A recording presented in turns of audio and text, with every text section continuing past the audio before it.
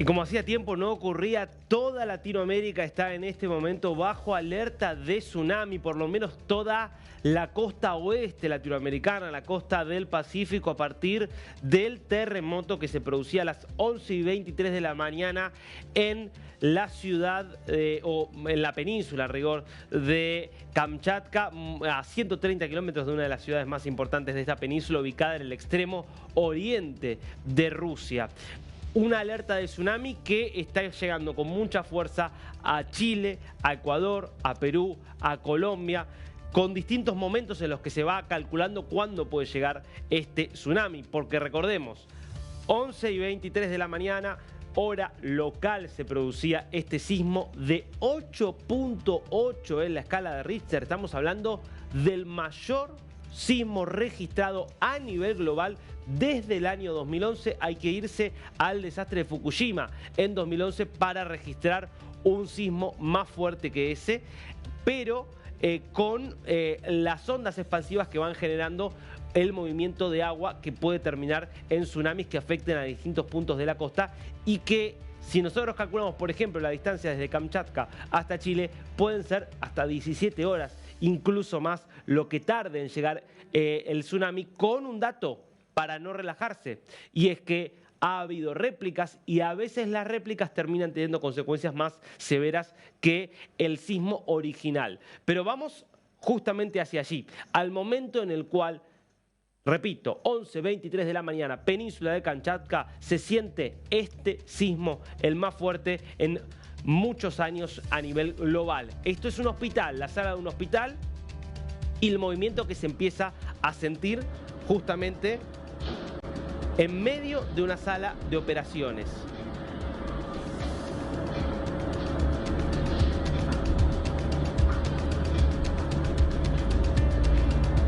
En medio justamente de esta situación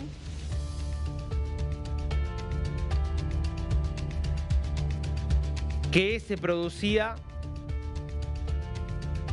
a unos 130 kilómetros de donde, por ejemplo, se estaba llevando adelante esta operación. No hay muertes confirmadas por ahora en Rusia, pero sí decenas de heridos, daños de distinto nivel. Hay una muerte confirmada en Japón de una persona que estaba evacuando en un auto y termina cayendo por un acantilado, pero una situación que sigue siendo de extrema tensión, porque por más que el terremoto ya cesó, todavía las consecuencias a nivel de lo que pueda pasar en el mar y en los océanos están aún siendo revisadas. Vamos a ubicarnos en un mapa que nos va a mostrar primero el punto del epicentro y a partir de allí también empezar a entender las consecuencias. Fíjate vos, este es el epicentro, esta es la península de Kamchatka, estamos hablando de casi que el extremo oriente de Rusia. Fíjate vos, muy cerquita ya de Alaska. Recordemos que Alaska de hecho era parte de Rusia, termina siendo comprada por los Estados Unidos a finales del siglo XIX. Y el epicentro se produjo a 21 kilómetros de profundidad, casi sobre la costa, casi sobre la costa. Ahora, este es, lo que ves ahí es el radio más fuerte de las ondas expansivas, donde más se sintió el sismo, que tuvo efecto en prácticamente toda la península. Ahora ha habido reportes de sismo incluso en algunos lugares de América Latina como réplica de esto. Ahora, ¿hasta dónde puede llegar? Bueno, vamos a ver en otro mapa cuáles son las zonas que están bajo alerta de tsunami. Las zonas donde el efecto de este sismo se puede sentir. Nos vamos a ubicar acá, es el mismo punto, el lugar del epicentro. Y esto se proyecta a todo el Océano Pacífico. Por eso es muy fuerte. Recordemos que toda esta zona es lo que se conoce como el cinturón de fuego del Pacífico. Toda una zona en la cual, por los movimientos de placas tectónicas, hay amenaza permanente de sismos, porque las placas tectónicas están en un punto de mucha tensión y de mucho estrés. Por eso son zonas sísmicas en todo el mundo. ¿Y qué significa esto? Bueno, que las primeras zonas afectadas fueron Japón. Japón ya tuvo olas de hasta 3 metros de altura. Después, en Hawái también se encontraron olas bastante importantes. Hawái está acá, es decir, zonas que están bastante más cerca del epicentro. Después lo vamos a ir viendo cómo esto va llegando de a poco. Esto implica todo el sudeste asiático. Por aquí tenemos Tailandia, Filipinas, zonas donde también han sufrido algunos de los tsunamis más devastadores de la historia. Y cruzando el Pacífico hacia el otro lado, llegamos a América. Desde el norte, obviamente primero esto termina impactando en los Estados Unidos y así llegamos incluso hasta el sur de nuestro continente con alertas de tsunami que se han ido actualizando porque obviamente la velocidad a la cual se van moviendo las olas es variable y eso explica que no sea tan fácil calcular el momento exacto de la llegada del tsunami. Vamos a ver primero imágenes de las consecuencias que esto generó y esto empieza con el mar retirándose. Esto es muy impactante en distintos puntos. Por ejemplo, en Hawái, el mar alejándose de la costa, que es la primera reacción a partir del movimiento sísmico. Vas a ver, fíjate cómo el agua se va retirando para después terminar volviendo con mucha fuerza, con a veces olas que pueden ser de 5, 6, 7 y muchos más metros, pero sobre todo el agua ingresando a lo largo de varios metros a tierra, provocando por supuesto anegamientos, inundaciones. Y esto es un rato después, minutos después, ya ves todas zonas de la costa allí de Hawái, de Rusia, perdón, esto es Rusia, inundadas. Y este es obviamente el temor que siempre está presente cuando se producen los tsunamis, que si el impacto es lo suficientemente grande, podrás terminar teniendo inundaciones y anegamientos masivos, como ocurrió, por ejemplo, en 2011. Ahora, ahí volvemos, acá seguimos en Rusia, obviamente la zona más afectada, esto casi todo es Kamchatka y otros puntos del este de Rusia. Aquí hay muchas variables a tener en cuenta. No es solo la potencia del terremoto, sino también la profundidad. Cuanto menos profundo es el terremoto, mayor es la consecuencia. Fue bastante profundo, 21 kilómetros. Y después, si es un maremoto, es decir, si se produce en el centro del mar, donde ahí la potencialidad de que estemos hablando de un tsunami muy fuerte es mucho mayor. Y otra es la historia cuando esto se produce en la tierra o prácticamente en la costa, como fue el caso de este tsunami. Mirá lo que es esta imagen de Rusia. El agua que se había retirado por completo y que después termina llegando con la violencia que termina llegando. Por eso hay que tomar con alguna cautela la información oficial que llega de Rusia, que por ahora no habla de muertes confirmados, pero sí de muchos heridos. Fíjate lo que son las Islas Galápagos. Claro, las Galápagos están en el medio del Pacífico, a muchos kilómetros de distancia del Ecuador o del territorio ecuatoriano. Fíjate el agua completamente retirada. Varios metros había que caminar por la playa, allí en la orilla, hasta terminar encontrando dónde había quedado el agua. Y esto encima por la noche, donde habitualmente terminás teniendo la marea más alta. Bueno, esta es la potencia de la Tierra. O sea, es muy difícil dimensionar. Es muy difícil de mencionar cuando uno dice 8.8, parece un número, pero 8.8 es una fuerza, es una magnitud de potencia a la que se libera, que, si insisto, se da a la profundidad indicada y en la ubicación indicada, puede causar una verdadera catástrofe. Por ahora, por más que hay que tener cautela, la sensación es que la profundidad y la ubicación no son tan favorables para un tsunami que sea devastador como han sido otros tsunamis. Pero esto no significa en lo más mínimo que haya que bajar la guardia y subestimar la gravedad de esto. Este es el mensaje que nos acaba de pasar Carmen Alvarado desde Perú. Es el mensaje que están recibiendo muchos, seguramente si nos estás viendo desde Perú. De acuerdo con la información recibida por la DHN y en función de la llegada real del tren de olas a la zona sur del continente, se tienen nuevos cálculos. Lo que te decía, está todo el tiempo recalculándose el momento de la llegada de las olas. Se tienen nuevos cálculos de la llegada de este fenómeno a la costa norte del Perú, teniendo como nueva hora estimada 12-15 horas. Bueno, en este momento son las 10:46 en Perú, es decir que estamos diciendo que 1 hora y media aproximadamente sería el momento del impacto posible de estas olas. Calma, pero al mismo tiempo mucha necesidad de que se tomen medidas para prevenir sobre todo lo que puede significar el momento de llegada de este tsunami. Quiero irme a Colombia, que por supuesto también tiene varias notificaciones que viene dando la unidad de gestión de riesgo, y allí está nuestro compañero Sergio David González. Sergio, ¿cómo va todo? Así es, Darío, un gusto saludarte. Nos encontramos justamente aquí en las instalaciones de la Unidad Nacional de Gestión del Riesgo. A mi espalda se encuentra la sala de crisis. Ahí se están reuniendo en un tema preventivo de todo lo que está pasando con esta alerta de un oleaje fuerte tras el terremoto en Rusia y que estaría llegando, por supuesto, a la costa pacífica colombiana, a todo el litoral. Me voy a acercar aquí justamente a este punto, Darío, mientras continúa la reunión que se encuentran allá, y te voy a mostrar, esta es la zona más importante. Es el monitoreo donde se realiza toda la información de esta situación. Hay integrantes de la Defensa Civil, de la Policía Colombiana, también de la Armada Nacional, de la Unidad Nacional de Gestión de Riesgo y del Ejército Colombiano.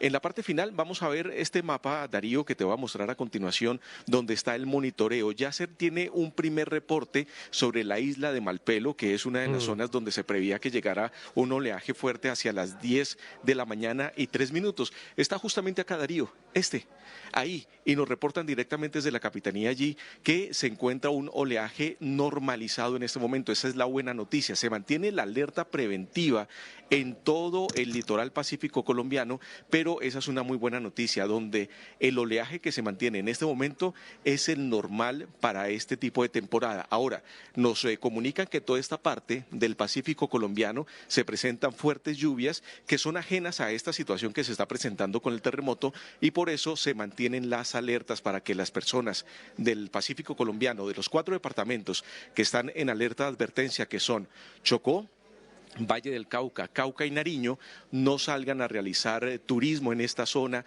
no salgan a realizar faenas de pesca por esta advertencia preventiva hasta después del mediodía, cuando ya se tiene previsto que no se tengan alertas en el Pacífico colombiano sobre esta situación. Claro, porque ahí estamos viendo, Sergio, si nos puede mostrar la cámara, me parece importante, porque por un lado está el mapa muy claro, pero ahí está el horario de llegada de la primera hora en cada uno de los lugares.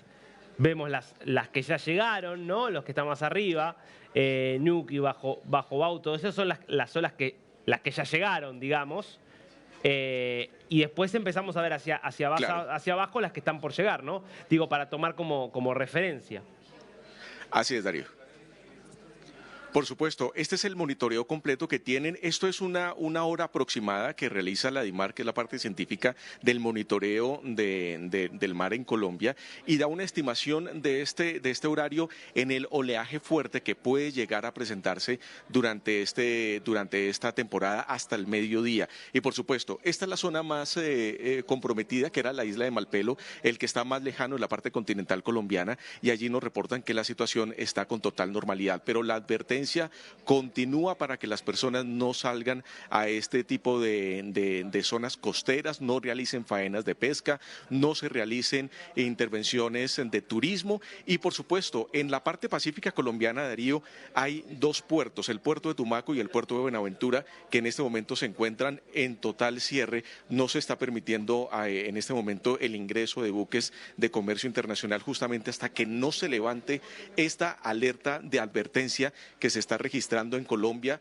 después de este terremoto en Rusia. Y aquí lo que vemos es que, aunque el terremoto sea a muchos kilómetros, por supuesto que el mundo está muy interconectado, y sobre todo si hablamos de la naturaleza, Darío. Sí, sin duda, es impresionante. Estamos hablando de olas que viajan 11.000, 12.000, 13.000 kilómetros. Es una cosa impactante realmente, pero efectivamente así sucede, y de hecho son algunas de las imágenes que veíamos de por lo menos cuánto se ha retirado el mar en algunos lugares. Bueno, importante entonces todo esto que nos contás, Sergio, desde allí, para llamar a la calma. Repitamos entonces en qué zonas todavía rige la posibilidad, digamos, de la llegada de oleaje fuerte, y por lo tanto el pedido de precaución. Darío, son 4 departamentos que se ubican en la parte del litoral pacífico colombiano. Estamos hablando del departamento del Valle del Cauca, de Nariño y también del departamento de El Chocó. El departamento del Chocó es el de mayor extensión en el Pacífico colombiano y fue donde se hizo unas alertas tempranas muy importantes. Desde las 3 de la mañana, la Unidad Nacional de Gestión para el Riesgo alertó de una posibilidad muy fuerte, de una amenaza muy fuerte con un posible tsunami. A las 6 de la mañana bajó de alerta a advertencia. Esto quiere decir que no se necesita evacuación directa de la zona, pero sí estar muy atentos a los canales oficiales sobre eso. Y aquí te muestro también cómo se encuentran reunidos en la parte de atrás, en la sala de crisis, donde se encuentran reunidos en este momento, en este comité de prevención, justamente mirando toda la situación de alerta en el país, tanto de las lluvias que se presentan en este momento en gran parte del territorio nacional, como en la situación que se está presentando con esta advertencia de un oleaje más fuerte después del terremoto en Rusia, Darío. Sergio, no sé si, perdón, porque por ahí estamos improvisando al aire. ¿Se podrá hablar con alguno de ellos para que nos cuenten un poquito cómo es el trabajo de monitoreo? Darío, voy a ver por qué la parte de vocería la tiene directamente el director de la Unidad Nacional de Gestión del Riesgo. Le podemos preguntar cómo es la función que está realizando en este momento. Buen día, estamos en directo para toda Latinoamérica. ¿Cómo viene el registro que están haciendo de monitoreo? Buenos días. Sí, nosotros lo que hacemos desde aquí desde la CITEL es recibir toda la información que los departamentos al momento nos están enviando. Y pues esta información se envía a la sala de crisis para que ellos hagan el respectivo análisis. Nos están informando que desde Malpelo la situación es totalmente normal en un día como hoy.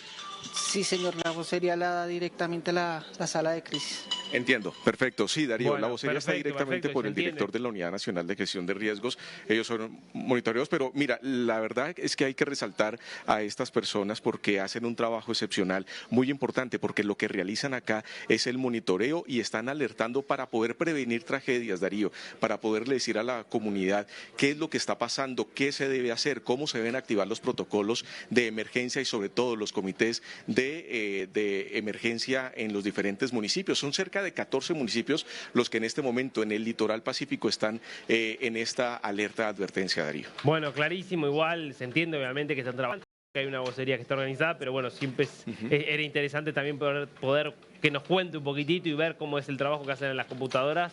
Claro. Es fundamental, porque es este tipo de trabajo de prevención lo que puede salvar vidas, ¿no? Porque no se puede frenar a la naturaleza, pero sí se pueden mitigar el nivel de daño que causa, por lo menos en términos de vidas, si hay una evacuación en tiempo y forma, como todo indica que se está haciendo en este caso allí. La última, Sergio, la expectativa entonces es que después del mediodía disminuya ya de alguna forma el riesgo de que llegue un oleaje fuerte.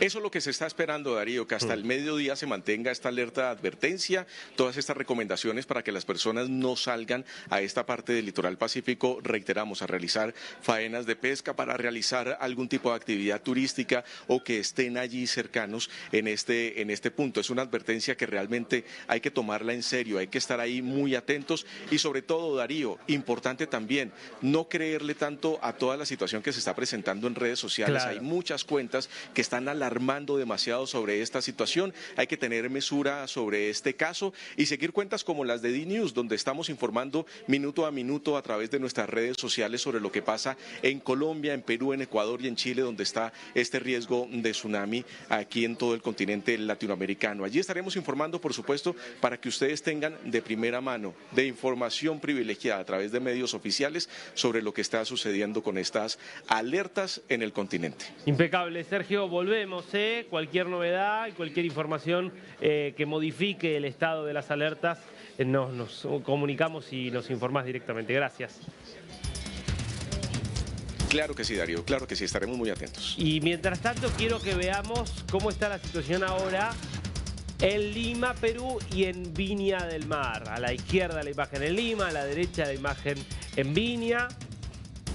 ¿Ves? Fíjate justamente en Viña, por la experiencia que hay allí, no sé si lo llegas a ver bien, pero hay un cartel que está justamente en el medio de la imagen, un cartel azul, que dice cuál es el movimiento que tiene que hacer. Ahí está, ahí lo podemos ver bien. En caso de tsunami, ahí lo puedes ver, tsunami, hacia dónde hay que dirigirse, hacia dónde hay que desplazarse, buscando evitar, por supuesto, la costa en esas circunstancias. La verdad es que todo a lo largo de la costa de Viña del Mar, de Reñaca, de Valparaíso, podés ver este tipo de carteles que indican obviamente cuál es el comportamiento y cuáles son las medidas que hay que tomar. Y del otro lado, la imagen en Lima, veíamos que en el caso de Lima, la información es que las primeras olas llegarían en aproximadamente 1 hora y media, un poquito menos también, 1 hora y cuarto. Era pasado el mediodía, ahora estamos llegando casi a las 11 de la mañana allí en Perú, y se espera para después del mediodía la llegada de las primeras olas. Por ahora, por las características del lugar donde fue el epicentro, de la profundidad a la que se produjo, más allá de lo que implica el terremoto más fuerte del mundo desde el año 2011, por ahora todas las señales hacen pensar que estamos ante oleajes que pueden ser mayores a los habituales, pero que no deberían causar mayores daños. Por supuesto, igual hay que estar atentos porque puede haber réplicas y esto puede llevar a que haya problemas si hay un exceso de confianza. Volvemos en cualquier momento enseguida, después de un corte breve.